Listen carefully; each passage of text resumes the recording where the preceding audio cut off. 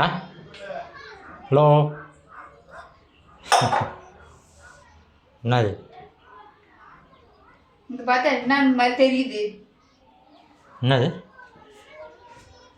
இது என்னமோ கருவாடா.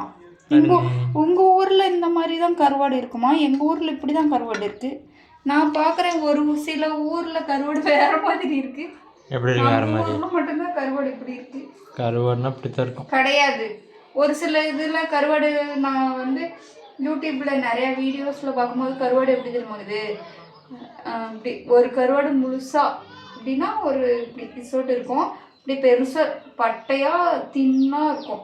இது மாதிரிலாம் கருவாடு கிடையாது. அது நெட்டோட அது சின்னதாக இருக்கும். சிறுங்கருவாடு அது சிறுங்கருவாடு கிடையாது, அது பெரிய மீன் கருவாடு. இந்த மாதிரி கருவாடு யூடியூப்பில் ஃபஸ்ட் டைம் நான் தான் செய்கிறேன், வேறு யாரும் செஞ்சுருக்க மாட்டாங்க.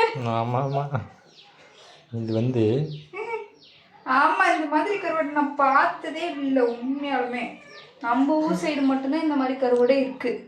இது நம்ம அப்படி உண்மையாக இருந்தால் உங்கள் ஊர் சைடு இந்த மாதிரி கருவாடு இருந்துச்சுன்னா கமெண்டில் சொல்லுங்கள். ஓகே, இது வந்து காவேரி ஆற்றுல பிடிச்ச மீன், அதனால டேஸ்ட்டாக இருக்கும்.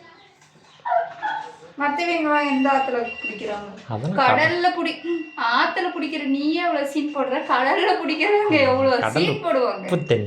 உப்பு தண்ணியாக இருந்தாலும் அதுதான் அந்த உப்பு தண்ணியில் வாழ்கிற மீன் கருவாடு, அதுதான் வந்து டேஸ்ட்டாக இருக்கும். அப்புறம் ஹெல்த்தி, இதுவும் ஹெல்த்தி தான். இந்த கருவாடு தான் ஹெல்த்தியான கருவாடு.